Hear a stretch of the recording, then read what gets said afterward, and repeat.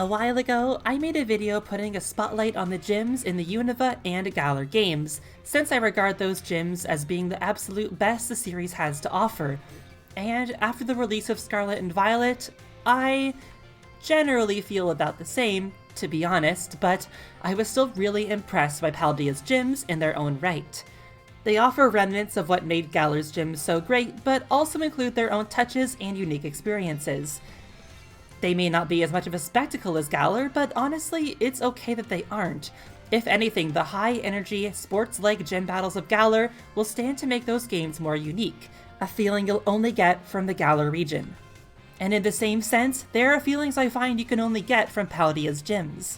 In your adventure, the gym challenge is only a part of the overall story you get to experience, but I'd like to sit down and analyze every aspect of it, and show some appreciation for what they were able to pull off in the tried and true Pokemon Gym formula this time around.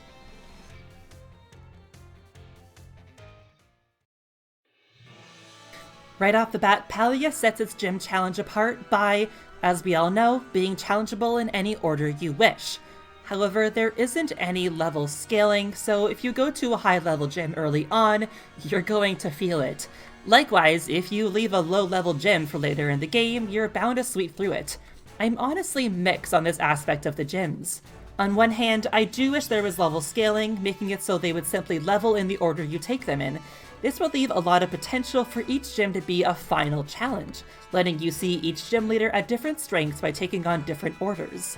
Though the post-game gym evaluation quest does allow you to see each gym leader at their full power, which is nice. Katie, the intended first gym leader, even comments that she feels she holds back too much being the first leader, but your rematch battle with her inspires her to start fighting even harder against new trainers so that she can really let her bug types shine. This dialogue really stood out to me in particular since I think this is the first time we've ever seen something along the lines of a gym leader having qualms about how they're instructed to go easy on trainers being the first gym. This is part of something I really enjoy about Paldea's gyms, which is how they give us a look into the more business-oriented aspect of them, but that is something I'll get more into later. I got a bit off topic there, but basically I do wish that gyms had level scaling, but at the same time, I love that they have set levels because if you want, it lets you go and take on super high level gyms early on for a good challenge, if that's what you're after. I did my gyms out of order in a way that made some of them really hard and others super easy, which made for a certainly unique experience. Paldea continues to set its gyms apart by incorporating the entire city they're based in as part of the gym challenges. The actual gym buildings are more just like offices, where you check in and register for battles. The real gym challenges take place outdoors and usually involve the city itself, such as rounding up Sunflora, playing a game of old man hide and seek, or hyping up a crowd for a rap concert. I really love this because the gyms are no longer contained to just one building. It feels like the whole city is part of the experience, and that's only amplified by the gym battles themselves, which take place almost always in the central part of the city they're based in. You can see the whole city around you in each gym battle and all the nature and environment surrounding them. This is something that really feels part of the open world experience, since you can see the whole open world around you as you fight each gym leader. Now let's talk about the presentation of the fights themselves.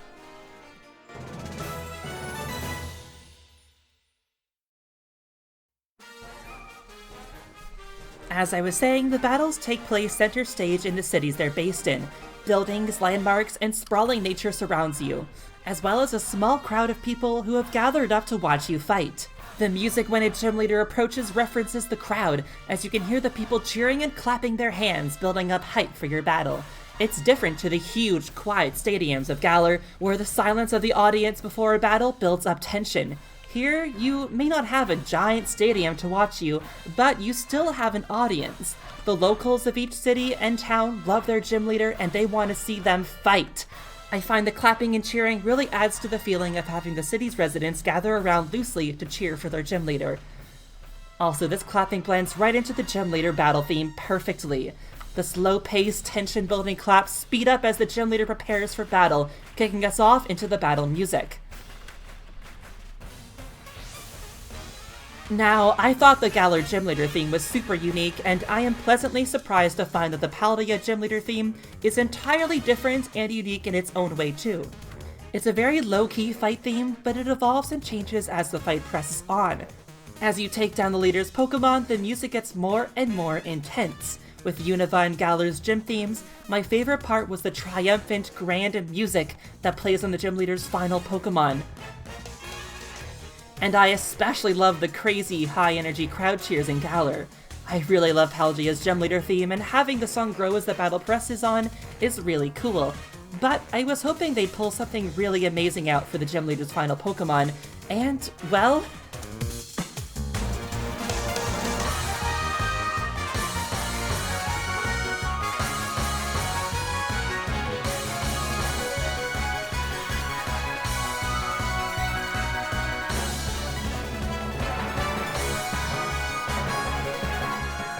they did! And holy moly, this may be my new favorite final Pokemon theme for all the games that's done it. The build-up is grand, sparkly, and elegant, perfect as it always plays as soon as the gym leader terrestrializes their Pokemon. The grand build-up paired with the sparkles and lights of Terra transformations is just chef's kiss. It's beautiful, it's amazing, and the cheering, oh the cheering. It's not as loud as Galar Stadium cheers, but it doesn't need to be. The city's locals that crowd around and cheer for their gym leader are giving it everything they've got. They may be small in numbers, but they make up for it with passion. That's their gym leader up there. The Pokemon are terrestrialized, the lights are shining, the moves are firing off, sparkles everywhere. It's blinding, but it's blindingly beautiful. What a battle! And a battle like this deserves such a passionate cheer. Sorry. If you can't tell, I am more than happy with the music direction in this game. I hope that cheering for the gym leader's final Pokemon is a new tradition to carry on to every game, because I will never grow tired of it.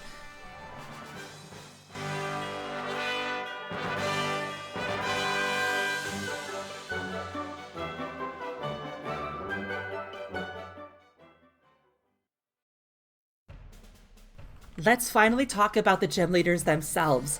I said it in my first Scarlet and Violet video that I was pleasantly surprised to find that I really ended up loving every gym leader in the game.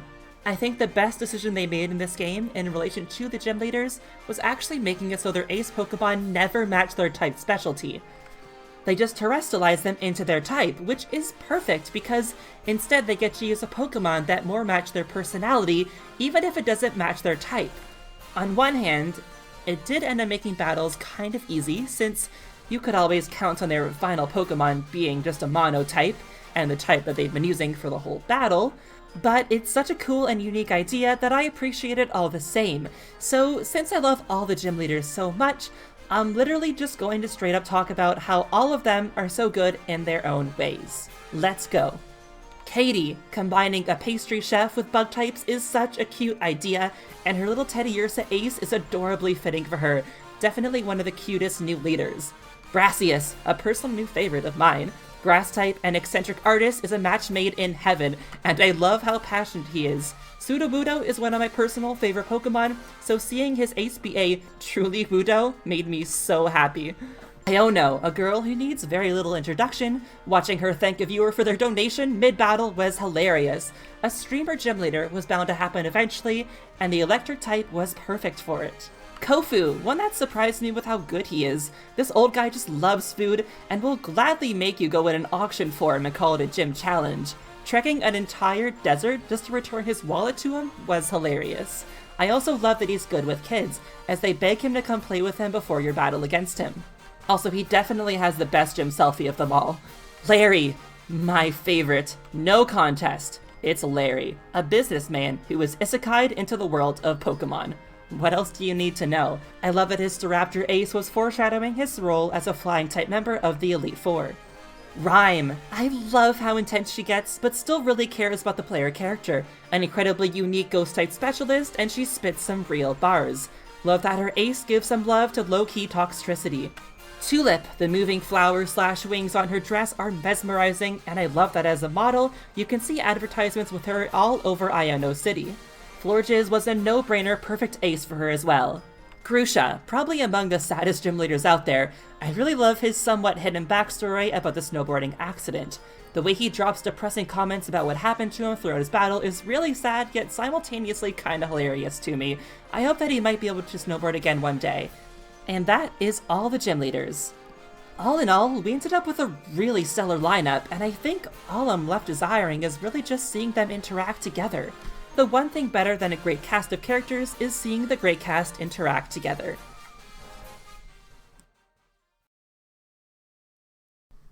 After the gym leaders always comes the Elite Four. Earlier in the video, I talked about how I love that Paldea gives us a look at the gym leaders from the business-oriented side of it. That's also a huge part of the Elite Four, or what they call the Champion Assessment. Never before have we had to pass a test to take on the Elite Four, and I think this caught everybody off guard. I even know some people who failed the test, which I didn't even realize was possible. Personally, the weirdest part of the Champion Assessment was this strange character who ran it. I don't know who she is. She looks a lot like Rika, an Elite Four member, but instead she has glasses on, so they aren't the same. If anyone knows who this is, please tell me, because sometimes I wake up at night having nightmares about her. Thank you. Speaking of Rika, she's the first of the Elite Four. The battles against these trainers are a little different in Paldea, as they all take place in one room, as opposed to pressing on through multiple rooms for each member. This is actually a really welcome change, since the Elite Four members end up standing off to watch you fight the next member as you progress. My only complaint about the Elite Four in this game is probably that, for only having one room to fight them in, it's kind of anticlimactic. I wasn't quite sure what they were going for with this room, since it's just like a huge room lined with these blue panels. If anyone knows what the idea was, please let me know, because I want to appreciate it, but I don't quite get it. The room itself aside, the Elite Four themselves are incredible in this game. Their dynamic together is hilarious, especially watching Larry attempt and fail to call Hassel into the room for his fight. I also love that Hassel is an Elite Four member since he's your art teacher. That way, if you attend your art classes, which you should, it makes the fight all the more better, especially when he gets so emotional over your victory at the end. This probably is one of the most unique Elite Four lineups we've had, especially design-wise. They all stand out so much, and to be quite honest, if I didn't know what types they specialize in, I probably could not tell you just by looking at them, which to me is a hallmark of a very good Pokemon design. Like, I was no way in a million years going to figure out that Poppy was Steel-type before I fought her. Either way, the Elite Four always leads to one more challenge, the Champion. And boy, do I have a lot to say about the Champion in these games.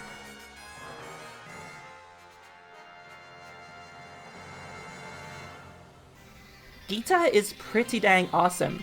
I love her design, I love her personality, I love the aura she radiates. She's a character with a ton of build-up around her as the La Primera of Paldea. Unfortunately, her build-up does not quite pay off in her battle.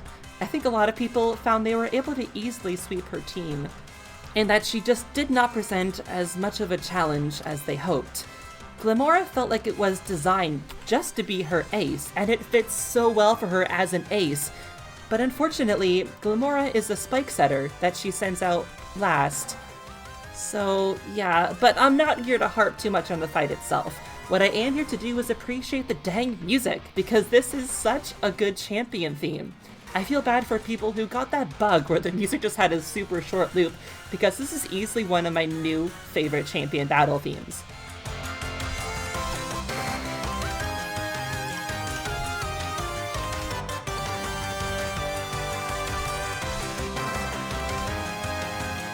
All in all, even if the difficulty of the battle left something to be desired, I think Geeta posed to be a really great character and champion for the Paldea region. Thank you, Geeta.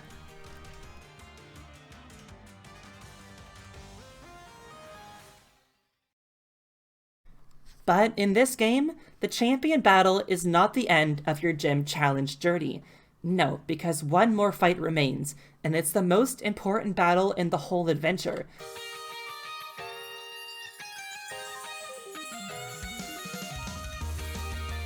Because finally, Nemona, your rival, has somebody she can view as her equal. Somebody on her level. Somebody she can battle without holding back. And wow, does she ever. Champion Geeta even commented that she felt Nemona was holding back against her in their fight, meaning you are genuinely the first person Nemona has ever battled at her full strength. How lucky for you. And after fighting her so many times, when she was putting herself down to your level just for the sake of battling you, it feels so satisfying to finally get to battle her at her level instead of yours. Of all the battles in Scarlet and Violet, this one is one of the ones that really made me emotional. I had such a big smile on my face the whole time, just like her. Nemona is so happy to have you, to battle you, to know you. In her treasure hunt, the real treasure she found was you. Oh gosh, Nemona, how are you so good? To me, this battle against Nemona is the real champion fight, the real final test of the gym challenge. In so many Pokemon games, your final battle against your rival in the main story comes before the champion, really before the Elite Four. Nemona is just built differently, and I love her as a rival and a character so dearly. She really is the icing on the cake of an already excellent gym challenge.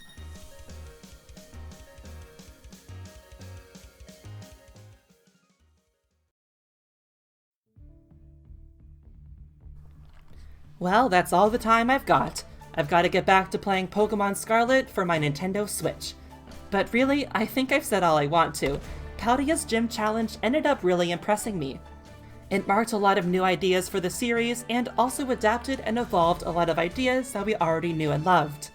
Before, I used to be thinking about whether or not the next Pokemon gyms will be as good as the ones in Galar.